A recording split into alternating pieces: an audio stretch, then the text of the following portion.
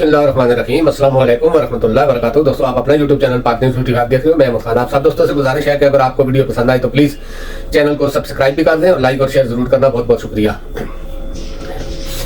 इमरान खान हर तरफ, यानी कि जो दुश्मन है इमरान खान, वो भी इमरान खान के बगैर आगे नहीं चल सकते। जो इस वक्त समझते हैं कि इमरान खान उनके लिए सबसे बड़ी रुकावट है या खतरा है, वो भी इमरान खान के बगैर नहीं चल सकते। और दोस्त तो चल ही नहीं सकते, लेकिन दुश्मन भी नहीं चल सकते। इमरान खान एक ऐसी शख्सियत बन गया है, एक ऐसा ब्रांड बन गया है जिसके बगैर पाकिस्तान की सियासत या कोई भी चीज है वो नामुकम्मल है। सिर्फ एक शख्स, और ये सब कुछ उसको देने वाले जात जो है वो अल्लाह रब्बुल इज्जत की है। क्योंकि देखें, जब इंसान के दिल में बेईमानी नहीं होती ना, या कोई ऐसा गंद नहीं होता, तो अल्लाह रब्बुल इज्जत उसके लिए रास्ते हमवार करते रहते हैं। क्योंकि जितनी भी मुसीबतें या ये चीजें, ये सब अल्लाह की तरफ से लिखा होता है। इंसान इसमें कुछ नहीं कर सकता। कोई आदमी बीमार होता है तो ये भी अल्लाह की तरफ से होता है, और शफा भी अल्लाह की तरफ से होती है, मुश्किलात भी अल्लाह की तरफ से आती है, आसानियां भी अल्लाह की तरफ से आती हैं। लेकिन थोड़ा सा डिफरेंट इसमें इसलिए कहूंगा कि कुछ मुश्किलात ऐसी होती हैं जो एक आजमूदा बनकर सामने आती हैं कि ये कुछ करने के बाद आपके लिए जो रास्ता आएगा वो बहुत ही, यानी कि खुला होगा और खुशबू से भरा हुआ होगा, खुशियों से भरा हुआ होगा। इस तरह की तकालीफ भी कुछ लोगों के ऊपर आती हैं। बड़े बड़े लीडर जो गुजरे हैं, हमारे सबसे बड़े लीडर तो हजरत मोहम्मद मुस्तफ़ा सल्लल्लाहु अलैहि वसल्लम थे। उनके लिए कितनी मुश्किलात आई थी। तो जब दुनिया सारी के सबसे बड़े लीडर के लिए इतनी मुश्किलात आ सकती हैं, तो एक उनके खादम, यानी कि उनके जहां पर वो पाँव रखते थे उस मिट्टी के बराबर हम लोग, उस मिट्टी के बराबर भी नहीं है हम लोग। तो हमारे लिए अगर ये मुश्किलात आती हैं तो इसमें कोई मसला नहीं होना चाहिए, और नहीं है। लोग समझते हैं कि हम किसी को तकलीफ देकर हमें खुशी होती है, या वो डर जाएगा। अगर उसका ईमान कामिल है, अगर उसका ईमान पक्का है, तो वो कभी नहीं डरेगा। हाँ, बुज़दिल लोग डर जाते हैं, या लालची लोग डर जाते हैं, या बेगैरत लोग डर जाते हैं। लेकिन जिन लोगों का ईमान अपने रब्बुल इज्जत पर पूरा है और उनको यकीन है कि ला इलाहा इल्लल्लाह का मतलब, और उनको यकीन है कि अल्लाह के सिवा कोई इज्जत देने वाला नहीं, कोई जलील करने वाला नहीं, कोई जिंदगी छीनने वाला नहीं, कोई जिंदगी देने वाला नहीं, कोई इज्जत जिल्लत नहीं दे सकता अल्लाह के बगैर, तो वो आदमी कभी नहीं घबराता। ये मैं मिसाल इसलिए दे रहा हूं कि अकेला शख्स है, बिल्कुल अकेला, जिसको अकेला समझकर इन लोगों ने यानी कि ठुकराया। दूसरे सब देखो, 17-18 पार्टियां मिल गई थी जिनमें ताकतवर भी थे, सब इकट्ठे हो गए थे, और कोशिश उनकी यही थी, और पहले दिन से यही था कि इसको उतारेंगे, खत्म हो जाएगा। लेकिन दिल में बेईमानी थी, दिल में अपनी हवस थी, दिल में अपना इक़्तिदार बचाना था, दिल में अपने आप को इक़्तिदार में लाना था। यानी कि अल्लाह पर भरोसा नहीं था, खुद को बचाने के लिए अपनी ताकत इस्तेमाल करनी थी, दूसरों को एक किस्म का तासर देना था कि हम तुम्हारी मदद कर सकते हैं, हम तुमको बचा सकते हैं। लेकिन जो कुछ वो करता है ना, वही सबसे बेहतर होता है। एक शख्स अकेला निकला, आज से तकरीबन 25-26 साल पहले सियासत में आया, सुपरस्टार था दुनिया का, सब कुछ छोड़कर सियासत में आया। कदम रखने के बाद ही उसकी मुखालफत शुरू हो गई, खास करके शरीफ फैमिली की तरफ से। और फिर जब वो सियासत में ही उसका घर बर्बाद हुआ, उसको अपनी प्यारी बीवी को छोड़ना पड़ा, अपने बच्चों को छोड़ना पड़ा, सब कुछ इस शरीफ फैमिली की वजह से और इस इनकी गंदी सियासत की वजह से। ये आप जो कह रहे हैं ना कि इमरान खान या तहरीक इंसाफ वाले गाली गलौज करते हैं या इस तरह का इल्जाम लगाते हैं, तो आप इनकी तारीफ पढ़े। इमरान खान की बीवी पर भी इन्होंने इल्जाम लगाए थे, बल्कि इमरान खान की बीवी तो बात की बात है, मोहतरमा फातिमा जिना के लिए जो इन लोगों ने किया था वो आप सोच लें। ये गुलाम दस्तगीर के बाप से पूछें जो कुछ उनके साथ किया था।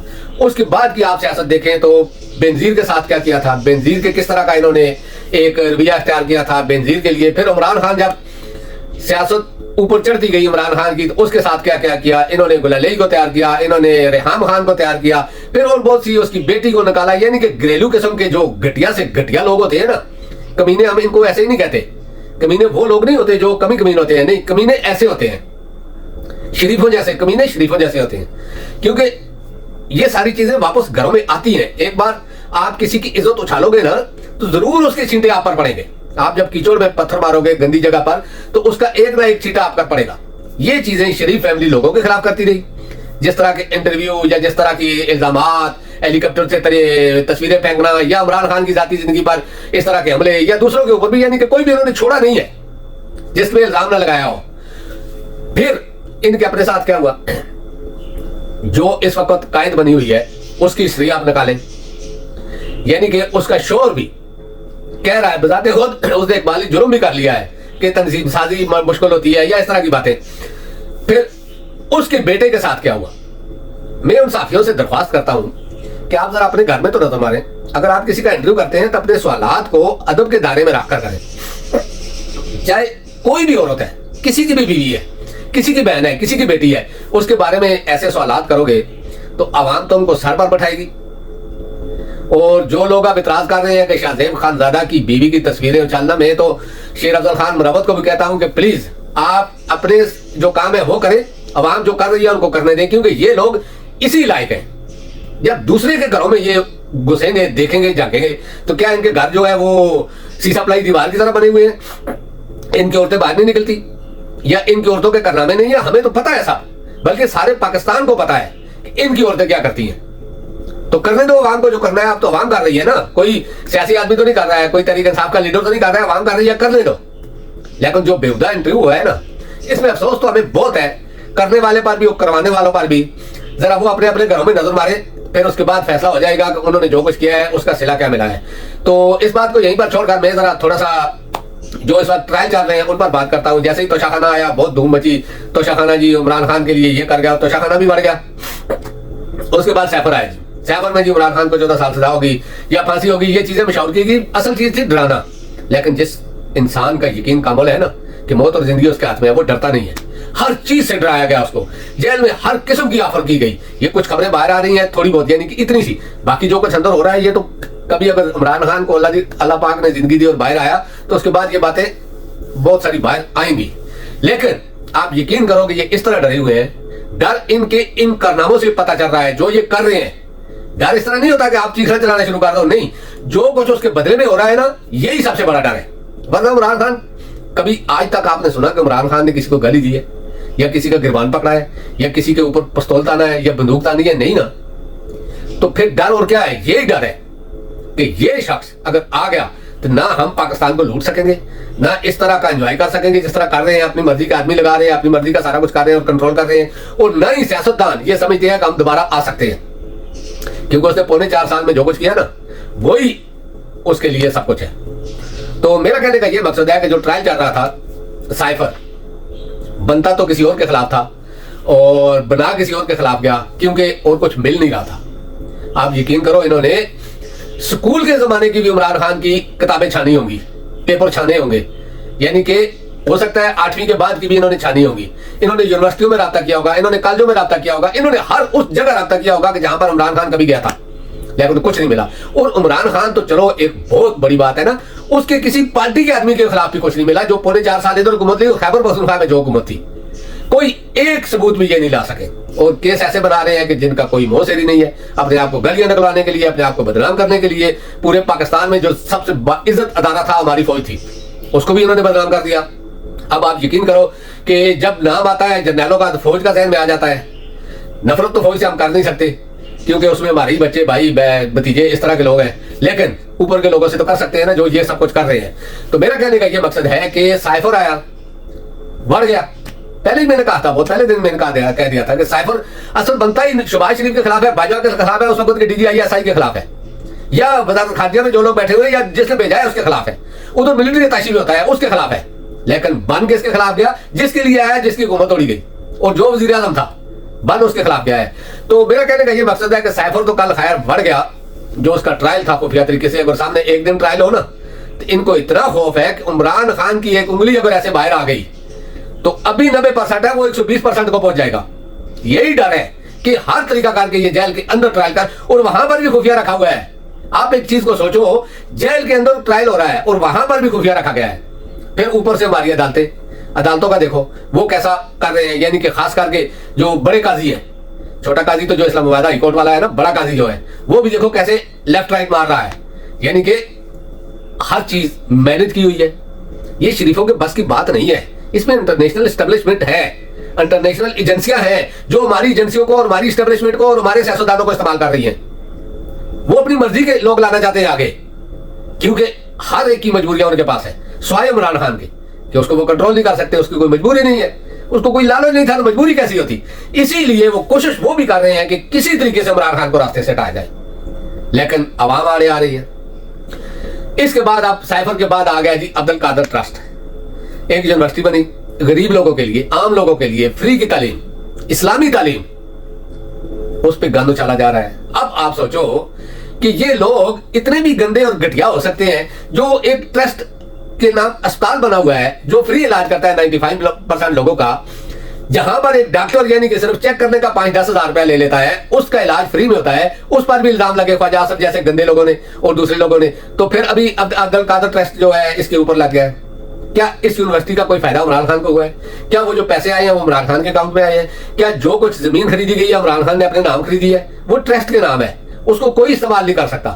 तो उसमें नैब यानी कि जो पाकिस्तान का सबसे गंदा अदारा है ना, वो नैब है। नैब के लिए जितना कुछ टैक्स पाकिस्तान का जा रहा है ना, ये पाकिस्तानियों की जेब से जा रहा है।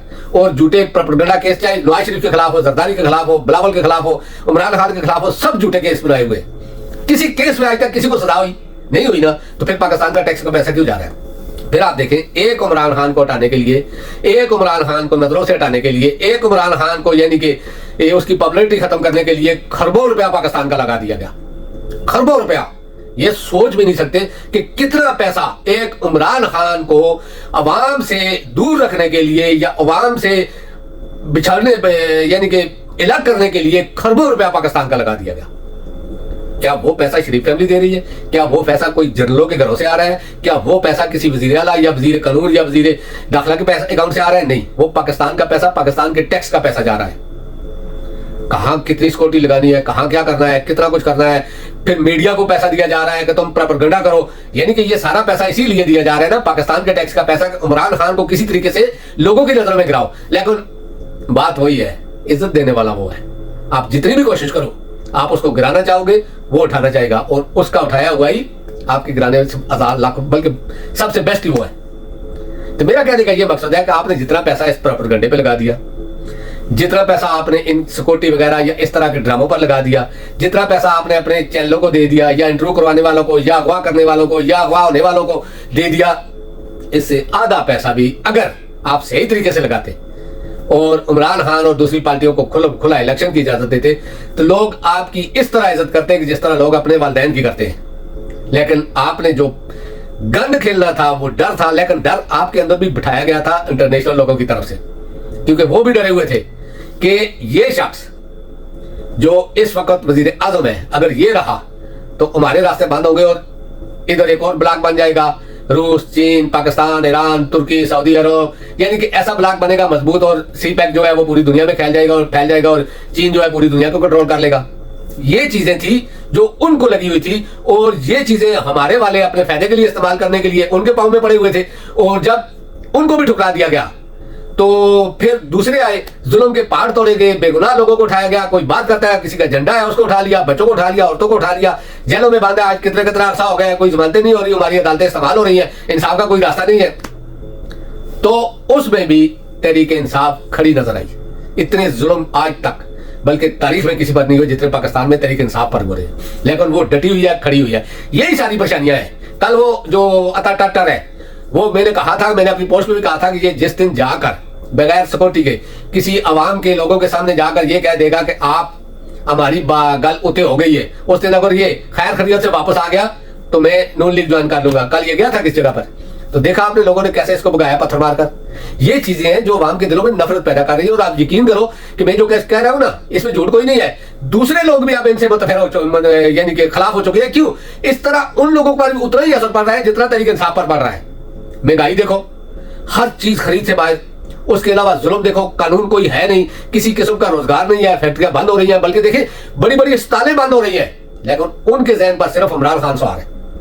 उनकी सबसे बड़ी जो इस वक्त सबसे आगे जो सबसे बड़ी वजह उनके आगे बना हुआ है वो इमरान खान है। उनके आगे ये अस्पतालें बंद हो रही है, कोई मसला नहीं है, बेरोजगार मर रहे हैं, बच्चे भूख से तड़प रहे हैं, लोग रोजगार के लिए, अल्लाह ना करे हमारी औरतें भी जिस्म बेचने के लिए तैयार हो रही हैं, इस वजह से कि वो कोई वजह नहीं है उनके आगे कोई कुछ करे। वजह यह है कि इमरान खान को किस तरीके से दबाना है। बड़ी बड़ी अस्पतालें, शेख ज़ैद अस्पताल और दूसरी बड़ी बड़ी अस्पतालें जो है बंद होने के कगार पर है, बल्कि कुछ तो हो भी गई हैं। अदारे ये बेच रहे हैं सारे। अभी सुना है कि 8वीं प्रोग्राम भी शायद सऊदी अरब को दिया जा रहा है, यानी कि कुछ अर्से के लिए। इसके अलावा सारे अदारे इन्होंने मेन अदारे तो गिरवी रख दिए हैं। मोटरवे जो बोलते हैं ना नवाज शरीफ ने बनाया था वो भी सारे गिरवी रखे हुए हैं, एयरपोर्ट भी सारे गिरवी रखती है। अब बचा यही है कि आवाम को गिरवी रखो। एटमी अभी मैं ये कह तो कुछ नहीं सकता, लेकिन मुझे डाउट है कि उसमें भी कुछ नहीं है। लेकिन फिर भी जो हम कहते हैं ना हम सातवीं एटमी ताकत है, वो हमारे ही पछवाड़े में घुस रही है।